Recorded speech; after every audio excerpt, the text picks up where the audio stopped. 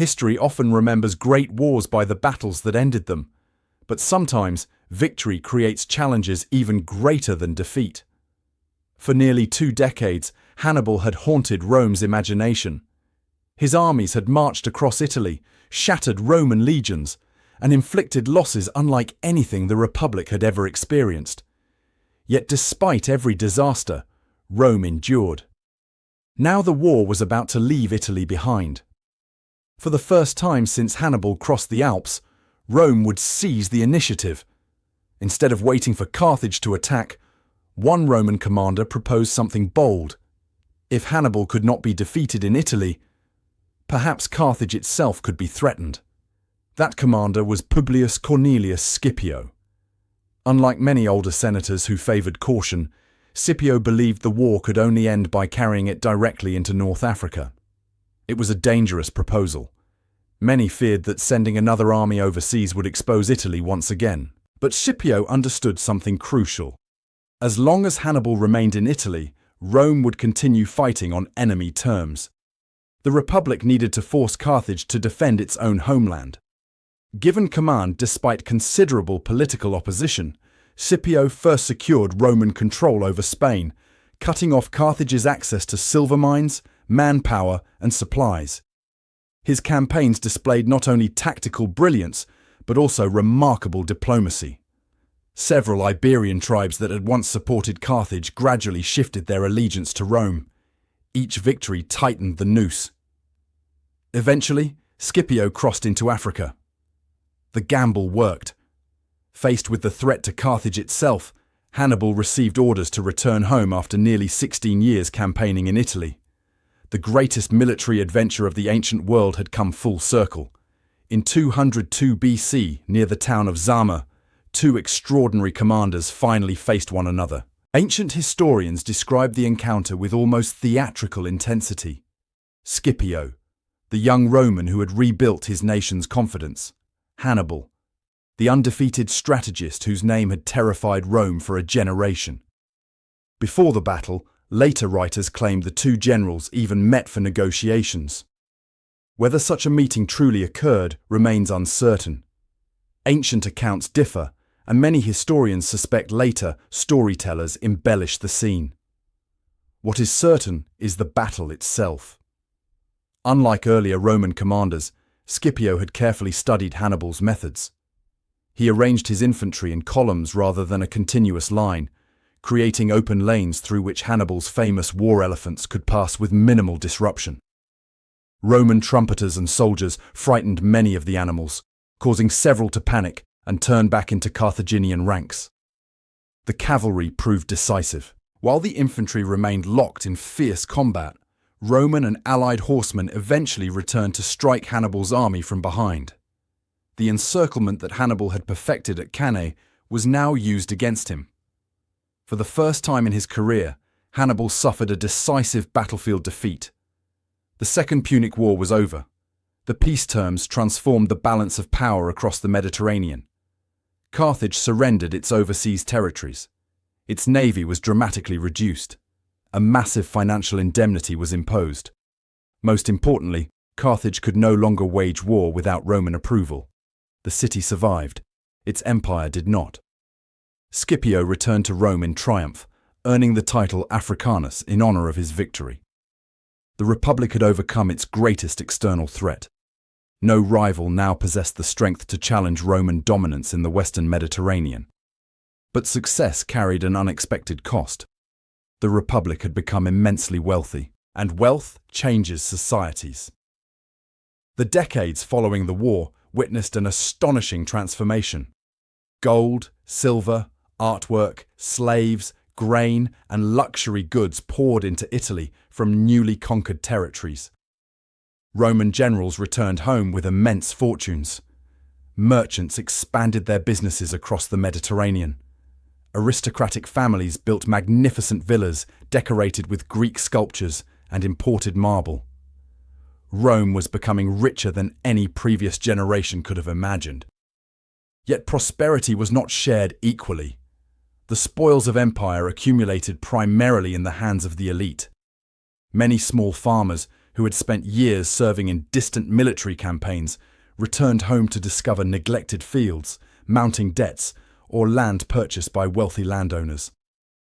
Gradually, enormous agricultural estates known as latifundia spread across Italy. Worked largely by enslaved labor captured during Rome's conquests, these estates produced agricultural goods more cheaply than independent farmers could manage. Unable to compete, many citizens abandoned the countryside altogether. They migrated to Rome. There, they searched for employment in an increasingly crowded city. Some found work. Many did not. For the first time, Rome faced a growing urban population whose economic future appeared uncertain. Ironically, the Republic's victories abroad were beginning to create instability at home. Meanwhile, Rome's ambitions extended eastward. The Hellenistic kingdoms founded after the death of Alexander the Great had become deeply entangled in their own rivalries. Macedon, the Seleucid Empire, and the Ptolemaic kingdom competed constantly for influence. Roman leaders initially presented themselves as protectors of Greek freedom.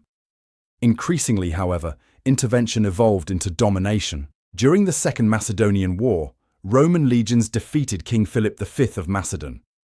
A generation later, they confronted Antiochus III, one of the most powerful rulers of the Seleucid Empire. Again, Rome prevailed.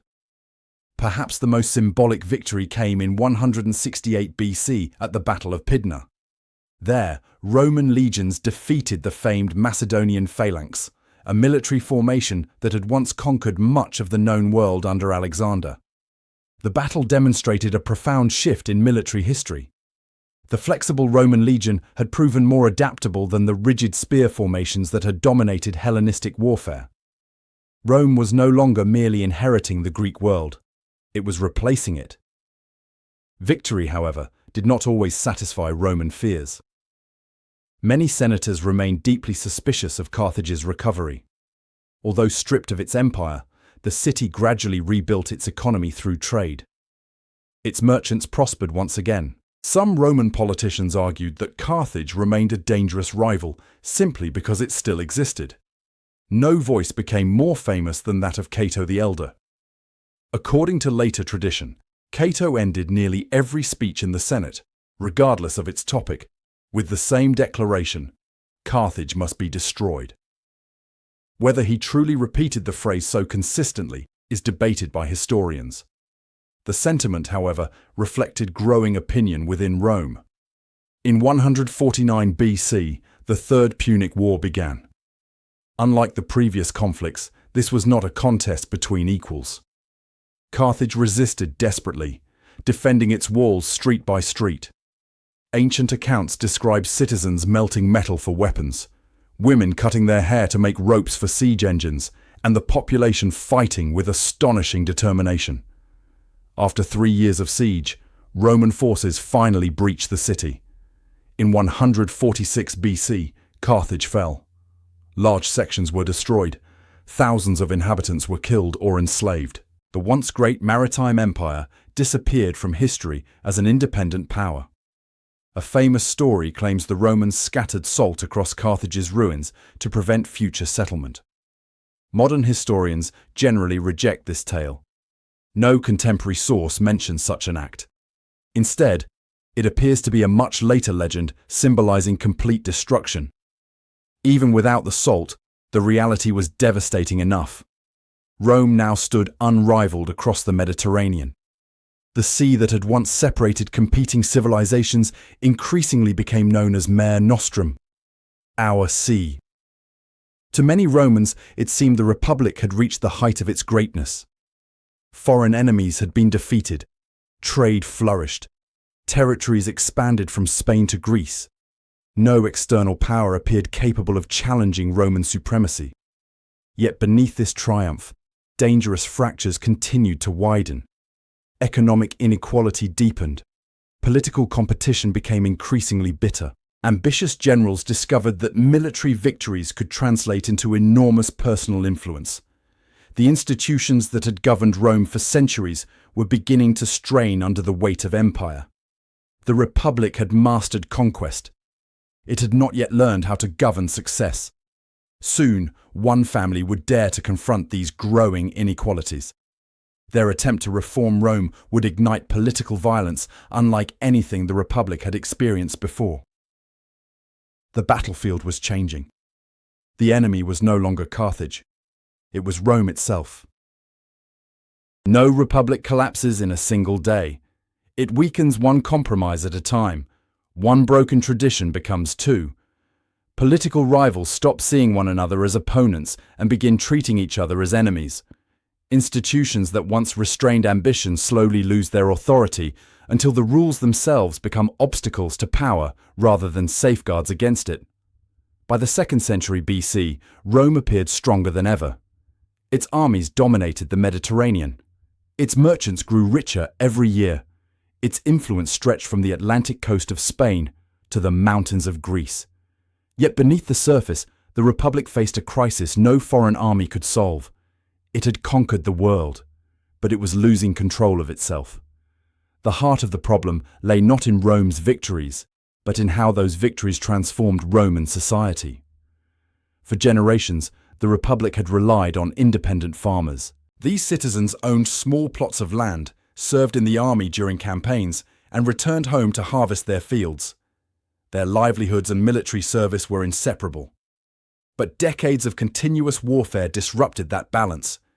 Many soldiers spent years abroad. Some returned to find their farms neglected. Others discovered that debt had forced their families to sell their land. At the same time, wealthy senators purchased vast estates, combining smaller farms into enormous agricultural properties worked by enslaved labor captured during Rome's conquests. The economics were impossible to ignore. Slave labor produced crops more cheaply than independent farmers could. Gradually, thousands lost their livelihoods. Many drifted toward Rome itself, where they joined a growing population of unemployed citizens dependent on irregular work and political patronage. The Republic had become an empire. Its social system had not kept pace. Into this growing tension stepped a young aristocrat with an unexpected message. His name was Tiberius Sempronius Gracchus. Unlike many reformers, Tiberius belonged to one of Rome's most respected noble families. He had served in the army and understood firsthand how difficult life had become for ordinary citizens. As tribune of the plebs in 133 BC, he proposed a controversial solution. Large estates built upon public land would be limited in size. Excess land would be redistributed to landless Roman citizens. His goal was not revolution, it was restoration. Tiberius believed that rebuilding the class of independent farmers would strengthen both the Republic and its army. Many ordinary Romans supported him enthusiastically. Many senators did not. To them, the reforms threatened property rights, political influence, and long-established privilege. Debate quickly became confrontation. When Tiberius bypassed the Senate and appealed directly to the popular assembly, political tensions reached unprecedented levels. For perhaps the first time in Republican history, constitutional disagreement spilled openly into organized violence. During a meeting on the Capitoline Hill, a group of senators and their supporters attacked Tiberius and his followers with clubs and improvised weapons. Tiberius was beaten to death. Alongside him, hundreds of supporters lost their lives. Their bodies were reportedly thrown into the Tiber River. Rome had experienced political conflict before. Now it had experienced political murder. A dangerous precedent had been set. The violence solved nothing. 10 years later, Tiberius's younger brother, Gaius Gracchus, returned to continue the reform movement. If Tiberius had focused mainly on land redistribution, Gaius envisioned something far broader. He introduced subsidized grain for poorer citizens, founded new colonies, expanded opportunities for members of the equestrian class, proposed extending greater legal protections to Rome's Italian allies. His reforms reached nearly every corner of Roman society. Supporters praised him as a visionary. Opponents accused him of seeking excessive personal power. Once again, political compromise proved elusive. In 121 BC, confrontation turned violent for a second time. the Senate issued what became known as the Senatus Consultum Ultimum, an emergency decree urging magistrates to protect the Republic by whatever means necessary. Armed supporters of the government confronted Gaius and his followers. Facing capture, Gaius reportedly ordered a loyal servant to take his life, rather than allow him to fall into enemy hands. Thousands of suspected supporters were executed in the aftermath. The deaths of the Gracchi did more than silence two reformers. They transformed Roman politics. Violence had become an accepted instrument of political competition. Future generations would remember this moment as the beginning of the Republic's long decline. Even as political divisions deepened, another challenge emerged along Rome's northern frontier. A series of migrating tribes, including the Cimbri and Teutones, swept southward, defeating several Roman armies in succession. The defeats exposed serious weaknesses within Rome's traditional military system. The Republic needed experienced leadership. It found it in Gaius Marius. A talented general from outside the traditional aristocracy, Marius achieved remarkable victories against Rome's enemies. Yet his greatest legacy was not on the battlefield. It was inside the army itself. Traditionally, Roman soldiers had been property-owning citizens responsible for supplying their own equipment. Marius introduced sweeping reforms. The state increasingly equipped its soldiers. Landless citizens could now enlist in large numbers. Military service became a profession rather than a temporary civic obligation. The reforms solved an immediate manpower crisis. But they also produced an unintended consequence. Soldiers increasingly depended upon successful generals for land, rewards, and retirement. Their loyalty gradually shifted, not toward the Senate, toward their commanders. This subtle change would reshape Roman politics forever. Among Marius's rivals stood another ambitious soldier, Lucius Cornelius Sulla. Unlike Marius, Sulla came from an old patrician family whose fortunes had declined over time. Brilliant, charismatic, and fiercely determined, he quickly established himself as one of Rome's most capable commanders. The rivalry between Marius and Sulla became deeply personal. Political disagreements merged with military competition. Each believed himself the rightful defender of the Republic. Each gathered loyal supporters.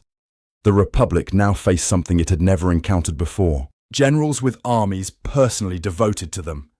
The crisis erupted during the Social War.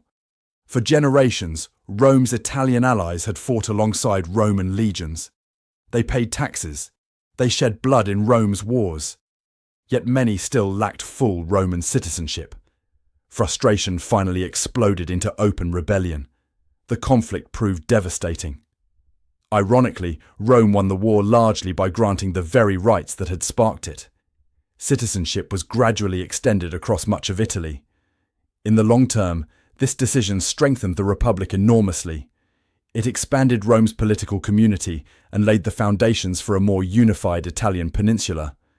Yet the victory came at enormous cost. Military commanders emerged with unprecedented prestige. Political tensions continued to intensify.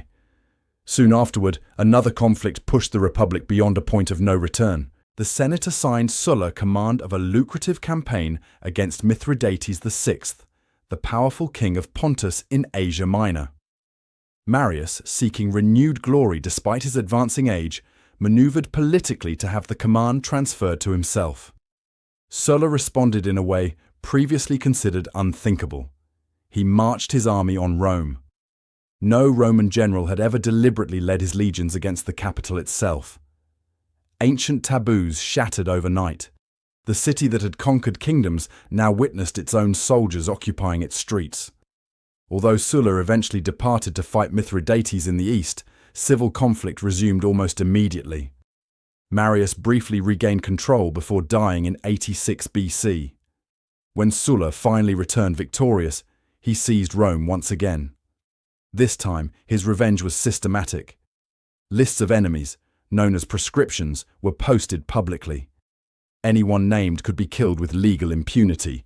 Their property was confiscated. Rewards were offered to informers. Even relatives were not spared. The atmosphere of fear transformed Roman politics. For the first time, the Republic experienced state-sponsored political terror. Sulla later resigned his dictatorship voluntarily, claiming he had restored constitutional order.